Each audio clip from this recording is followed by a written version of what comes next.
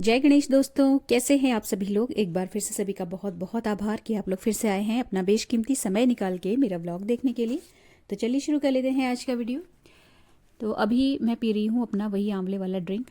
और अभी जो है मैंने ब्रेकफास्ट नहीं किया है। ब्रेकफास्ट करने से पहले ही मैंने आज ये पी लिया था। इनफैक्ट मैंने एक दो बार पहले भी ट्राई किया है इस तरीके से पीने का, क्योंकि कहते हैं कि इस तरीके की जो कोई हेल्दी ड्रिंक होते हैं या कोई भी इस तरीके की हेल्दी चीज़ जो आपको लगता है कि आपके शरीर में पहुंचनी चाहिए और उसका फ़ायदा जल्दी उसको आपके बॉडी को मिले, तो उसे खाली पेट लेना चाहिए। एक तो ये भी कारण है। दूसरा कारण ये है कि इस वक्त मेरे हस्बैंड की चाय बनती है दूसरी।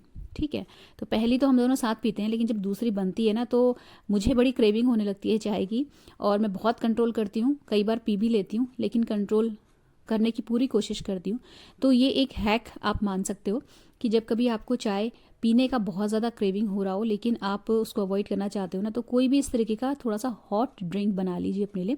कुछ भी हो सकता है वो, कोई भी हर्बल टी हो सकती है, ग्रीन टी हो सकती है, या इस तरीके का कोई आंवले वाला ड्रिंक, या कुछ भी सीजनल जो भी होती हैं चीज़ें, उन सब चीज़ों का जूस वगैरह बना के अगर आप लेके बैठ जाओ थोड़ा तेज़ गर्म और उसको सिप सिप करके पियो, तो देखिए चाय वाली क्रेविंग थोड़ी कम तो हो जाती है। तो मैं एडमिट करती हूँ इस चीज़ को। और मैंने इसी तरीके से अपनी चाय की हैबिट पे कंट्रोल पाया है। नहीं तो मैं बहुत ज़्यादा चाय पीती थी। चाय के कितने नुकसान होते हैं ये गिनाने की ज़रूरत नहीं है। दिन में 2 कप चाय बहुत है, इससे ज़्यादा तो मतलब यूज़लेस है पीना, नहीं पीना चाहिए। बहुत सारी न्यूट्रिएंट्स के ऑब्जॉर्प्शन को रोकती है चाय।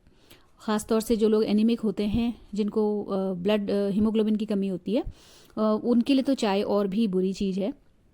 और इसी वजह से मैंने चाय की हैबिट पे कंट्रोल पाने की कोशिश करी और इसी तरीके से कोशिश करती गई और मुझे अपने लिए नए नए तरीके खुद ही मिलते रहे।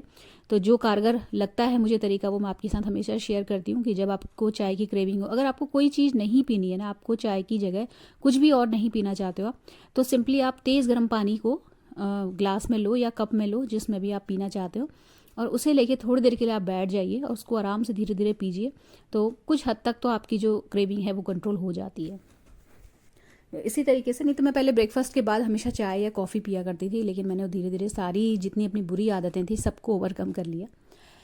और अब आ जाते हैं ब्रेकफास्ट की तरफ। तो ब्रेकफास्ट में बन रहे हैं मेथी के पराठे। ये लास्ट नाइट की सब्जी बची हुई है पनीर की।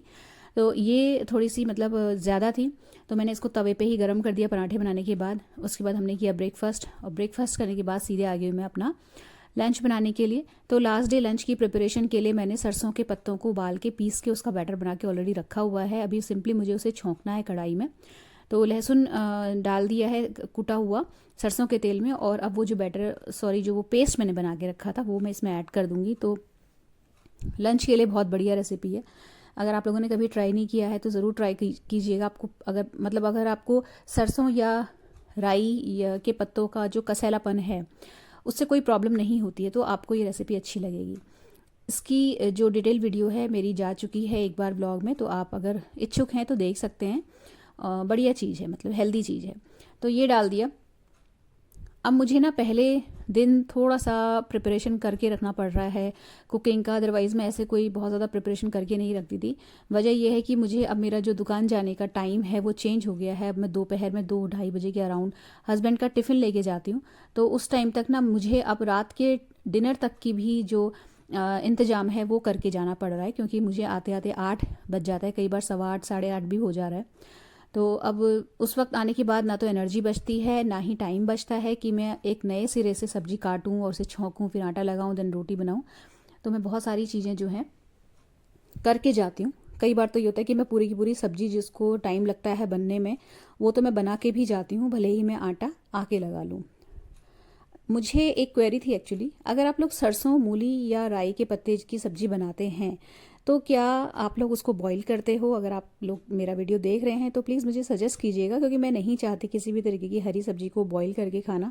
लेकिन एक दो बार मैंने ट्राई किया तो मुझे थोड़ी सी कड़वी और कसैली सी लगी, तो फिर मैंने वापस से बॉईल करना शुरू कर दिया। खासतौर से सरसों और मूली के पत्ते की जब भुजिया बनाती हूँ मैं तब। तो अगर आपके पास कोई सोल्यूशन है इस चीज़ का तो प्लीज़ बताइएगा ज़रूर। अच्छा, यहाँ पे ना एक छोटा सा हैक है और जो कि मैंने आज ही इन्वेंट किया है इसी वीडियो में, जब मैं अभी बना रही हूँ तब। तो मैंने ना ये जो भगोना है इसमें तेज़ गर्म पानी खौलने के लिए रखा हुआ है। और इसलिए रखा हुआ है क्योंकि जो सिंक है उसमें मैं हफ्ते 10 दिन में एक बार डाल देती हूँ, जिससे कि जो भी गंदगी या काई वगैरह हो रही हो, जम रही हो, वो चली जाए। तो जब मैं ये बॉईल कर रही थी ना, तो इसके ऊपर मैंने एक स्टील का जो छलनी होती है वो रख के कोकोनट ऑयल की बॉटल रख दी। मैं इसको चाह रही थी कि मेल्ट हो जाए। अब इसको मेल्ट करने के लिए ना तो ओवन में रख सकते हैं, क्योंकि ये पतली लंबी है तो इसमें आप निकालना बड़ा मुश्किल। अगर तेज़ गर्म पानी में रखूँ तो भी बॉटल के डैमेज होने का जो है खतरा रहता है। धूप में अगर रखना चाहूँ तो धूप में इतनी जल्दी होता नहीं है, और बहुत पूरे पूरे दिन रखनी पड़ेगी जो बॉटल है। और इतनी देर तक मैं धूप में रखवाली भी नहीं कर सकती थी, इसकी इतना समय नहीं है। तो मैंने बस जस्ट ट्रायल किया इसमें गरम करके थोड़ा सा ऑयल मेल्ट करने का, क्योंकि मैं यहाँ पे कुकिंग ऑलरेडी कर रही थी। तो मैं तो पूरी की पूरी वॉश रखी हुई थी यहाँ पे, जैसे कि जो बॉटल है ये मेल्ट ना हो या किसी भी तरीके का डैमेज ना हो इसको। क्योंकि जैसे प्लास्टिक की बॉटल्स को अगर हम किसी तरीके से थोड़ा सा भी गर्म करते हैं या कहीं पे गर्म जगह पे रख देते हैं तो वो शेप बिगड़ जाती है उनकी। और यहाँ पे मैं उसे बार बार मतलब उसकी जो पोजीशन है उसको चेंज करती जा रही थी, उल्टाते पलटाते हुए चाह रही थी कि उसको जो है सब तरफ से भाप लगे और ऑयल जो है मेल्ट हो जाए। बट बराबर एक डर लगा हुआ था कि कहीं बॉटल ना ख़राब हो जाए। इस चौड़े मुंह वाले डिब्बे में मुझे ऑयल भरना था, और इसलिए मैंने ये यहाँ पे थोड़ा सा ट्रायल किया। इसलिए मैं यहाँ पे खड़ी हूँ, कंटिन्यूसली वॉच रखे हुए हूँ उस पर, कि जिससे कि उसको कुछ हो ना बॉटल को। लेकिन मैं आपको बताऊँ ये तरीका बहुत ही सफल हुआ। ऑयल पूरा का पूरा मेल्ट हो गया और बॉटल को कुछ भी नहीं हुआ, मतलब बॉटल टच से मस नहीं हुई।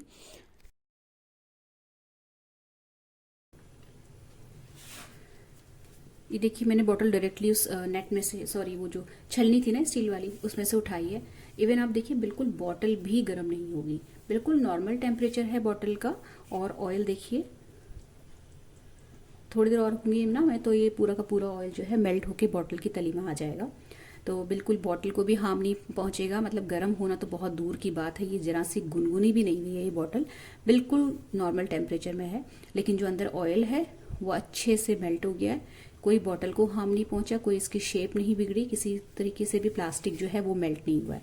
तो ये एक बहुत बढ़िया तरीका है अपनी जो प्लास्टिक की बॉटल से घी खाली करने का या तेल खाली करने का तरीका बहुत कारगर है।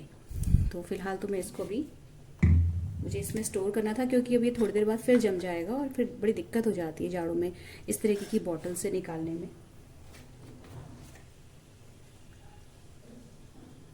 प्लास्टिक की बोतल को हम ऐसा भी नहीं कि ओवन में गर्म कर लें या कुछ और।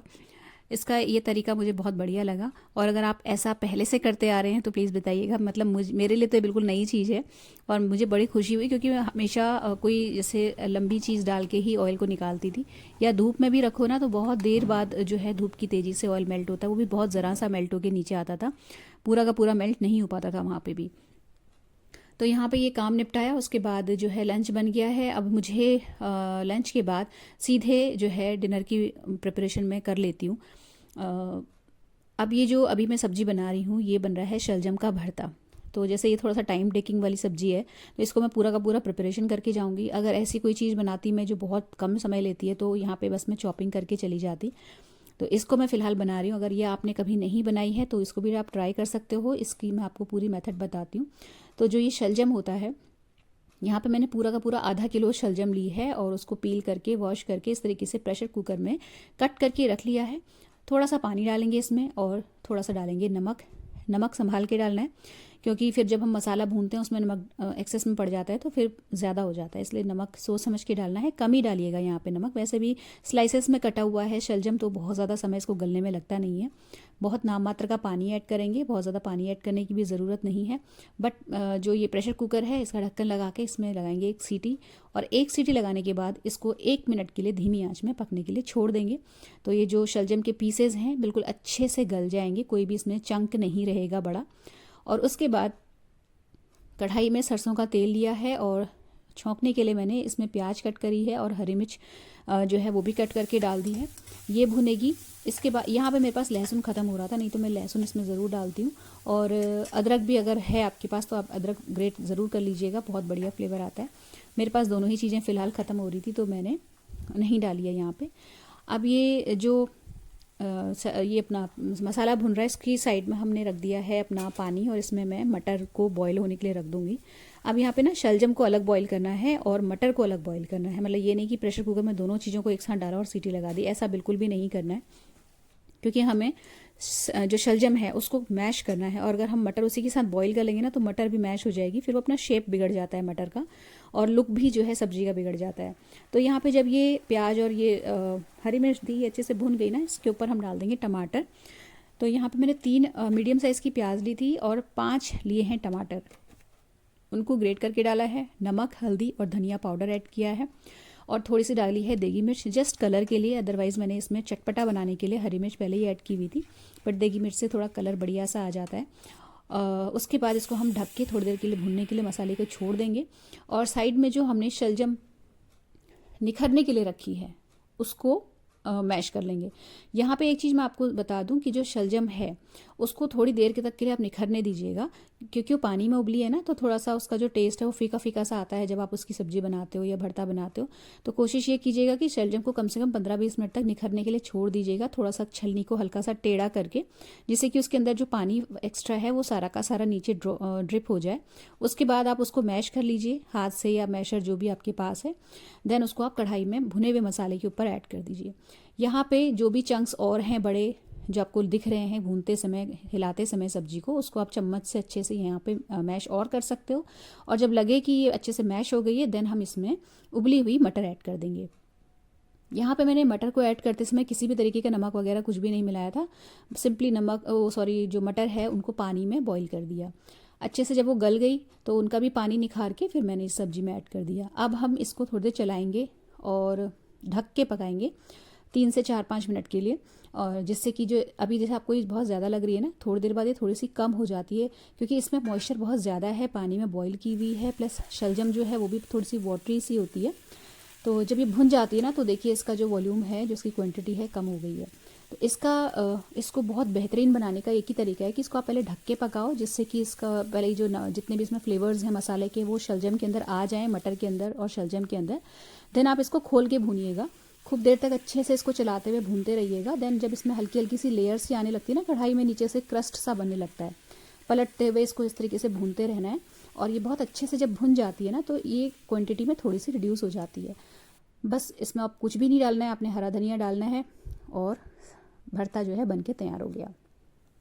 तो भरता बन गया ना, तो मैंने इसमें हरा धनिया थोड़ा भी डाल दिया है, थोड़ा सा रख दिया है, रात को सर्व करते समय ऐड करूँगी। और यहाँ पे एक लास्ट काम किचन छोड़ने से पहले, वो है बादाम भिगोने का।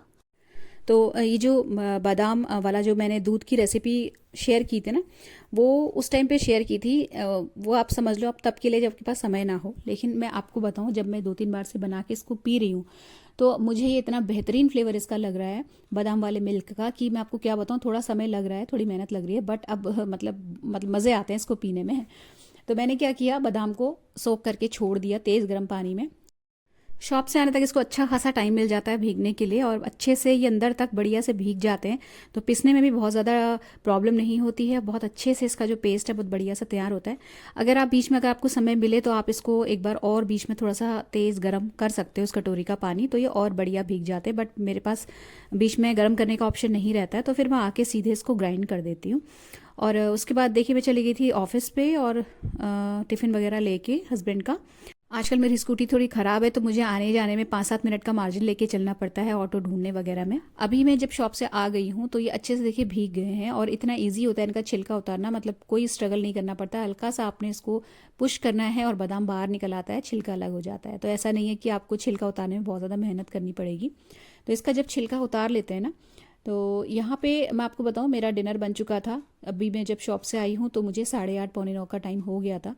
तो बस सीधे आके मैंने ना पहले यही दूध पकने के लिए रखा, उसके बाद चेंज किए कपड़े, देन मैंने फिर चपातियाँ सेकी और फिर हम लोगों ने डिनर वगैरह किया। तो मैं पहले यहाँ पे आपको बताऊं कि जो बादाम मैंने भिगो के रखे थे और इनका छिलका उतारा, थोड़े से दूध में मैं इनको पीस लूँगी। अगर आपकी मिक्सी इतनी अच्छी है, मिक्सी का जार, कि इसमें बहुत कम चीज़ जो है पिस जाती है, देन तो बहुत अच्छी बात है। अदरवाइज़ अगर नहीं पिसती है और उसमें चंक्स वगैरह रह जाते हैं ना, तो आप थोड़े से एक्स्ट्रा ज़्यादा बादाम भी ले सकते हो, 2-3 दिन के बादाम इकट्ठे भी पीस सकते हो आप। बस आपको ये ध्यान रखना है कि आप 1 गिलास दूध के लिए 7 से 8 बादाम लेंगे, इससे कम नहीं। मतलब 1 गिलास दूध के लिए बिल्कुल परफेक्ट रेशियो होता है। 2 गिलास दूध बनाते हो तो आप 15 बादाम जो है भिगो के उनको पीस सकते हो एक बारी के लिए। मतलब 1 गिलास बादाम मिल्क के लिए आपको 7 से 8 बादाम लेने हैं। अब हम ने जो है बर्तन अपना लिया है, दूध का पैन, इसमें मैंने दूध डाल दिया है। क्योंकि मैं सिर्फ अभी अपने लिए बना रही हूँ, मेरे हस्बैंड ने मना कर दिया था आज पीने के लिए, तो मैं आपको सिर्फ अपना बता रही हूँ कि मैंने 1 गिलास दूध डाला। यूजुअली मैं इसमें पानी डाल के थोड़ी देर के लिए पका लेती थी, बट अब वो जो पानी मैं ऐड करती थी ना थोड़ा सा, उसको मैंने इसलिए ऐड नहीं किया क्योंकि जो मिक्सी का जार है उसको वॉश करने के लिए वो पानी मैंने इसमें यूज़ कर लिया। अब इसको पूरा जो अच्छे से धो के इसका जितना भी इसमें लगा था वो सारा का सारा दूध में ऐड कर दिया है। दूध को बिल्कुल सिम में छोड़ देंगे पकने के लिए, और उसके बाद इसमें थोड़े से 3 से 4 धागे आप डालोगे केसर के लिए। इतना बहुत होता है पर सर्विंग के लिए, 3 से 4 धागे। ज़्यादा डालेंगे तो ज़्यादा फ्लेवर, ज़्यादा कलर आएगा, बट इतना ठीक है, मतलब इतनी इसकी जो मात्रा है इतनी प्रॉपर है। 3 से 4 धागे बहुत होते हैं। वो डाल दिया आपने। अब इसको आप धीमी आंच में धीरे धीरे पकने के लिए छोड़ दोगे। थोड़ी एक इलायची कूट के डाल दीजिएगा। अगर आपके पास केसर नहीं है ना तो आप स्किप भी कर सकते हैं, या इलायची नहीं है तो भी आप स्किप कर सकते हो। दोनों चीज़ें हैं, दोनों डाल दीजिए। और बस कुछ नहीं कि थोड़ा सा फ्लेवर, कलर ये सब आ जाता है। अदरवाइज़ अगर आपको सिर्फ हेल्थ का ध्यान रखना है तो आप कुछ भी ना डालो, ऐसे ही पी लो, वो वाली चीज़ हो जाती है। तो यहाँ पे ये पक के हल्का हल्का देखिए थोड़ा सा थिक हो गया। तो ये मैं बाद का आपको दिखा रही हूँ, लास्ट का। इस वक्त मैं चपाती वगैरह सब कुछ सेक चुकी हूँ, हम लोग खाना वाना और खा दिन भर चुके हैं। में लास्ट बार किचन जो साफ़ होती है उसको अल्टीमेटली साफ़ करने के बाद बिल्कुल बढ़िया से, जब ये दूध, और लास्ट में मैं अपना स्किन केयर करके, चेहरा धो के, ब्रश करके, अब जब मैं आती हूँ रसोई में ना तो इसमें इस वक्त मैं चीनी ऐड कर लेती हूँ। इसको गर्म तो मुझे करना ही पड़ता है, तो इसी वक्त फिर बाद में चीनी वगैरह मिला लेती हूँ। आप अगर चीनी नहीं डालना चाहते हो ऐसे ही पी लो, अदरवाइज़ आप मिश्री भी डाल सकते हो। और रज़ाई में घुसने के बाद गरम गरम दूध का एक गिलास इतना बढ़िया लगता है। पूरे दिन के सर्दियों के जो थका देने वाले दिन होते हैं ना, सुबह से रात तक का जो हेक्टिक शेड्यूल होता है, बहुत ही सूदिंग, बहुत ही रिलैक्स्ड फील होता है। इसको पीने के बाद नींद बहुत अच्छी आती है। सबसे अच्छी चीज़ है दूध और ड्राई फ्रूट दोनों ही। अगर किसी को खाने पीने में पसंद नहीं है ना तो इसको बना के वो अगर कंज्यूम करेगा तो दोनों के बेनिफिट्स भी एक साथ ही मिल जाएंगे। तो फ्रेंड्स, ये था आज का छोटा सा सिंपल सा व्लॉग। अगर अच्छा लगा हो तो प्लीज़ वीडियो को लाइक शेयर ज़रूर कीजिएगा, चैनल सब्सक्राइब कीजिएगा और बेल आइकन भी प्रेस कर लीजिएगा। मिलते हैं अगले वीडियो में। Till then take care, stay healthy, happy and positive, enjoy the glass. Thank you.